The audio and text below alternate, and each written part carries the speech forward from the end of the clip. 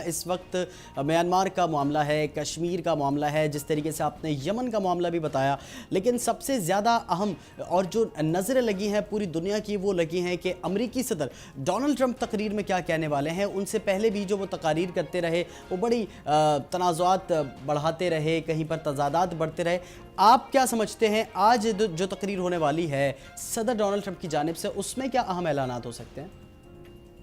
دیکھیے، یہ ان کا پہلا خطاب ہے اور جو روایتی طور پر پچھلے 6 ماہ میں جب سے وہ صدر بنے ہیں، ہم نے دیکھا ہے کہ وہ کافی سخت زبان جو ہے وہ استعمال کرتے ہیں۔ تو اگر انہوں نے یہاں پہ سخت زبان استعمال کی تو پھر اس کا جواب بعد میں وہ ممالک ضرور دیں گے جن ممالک کے متعلق سخت زبان ہوگی۔ ایک تو ہمیں واضح ہے کہ نارتھ کوریا کے بارے میں بہت سخت رویہ ہوگا، چین اور روس کا بھی کرٹیسزم ہوگا، خاص کر روس کا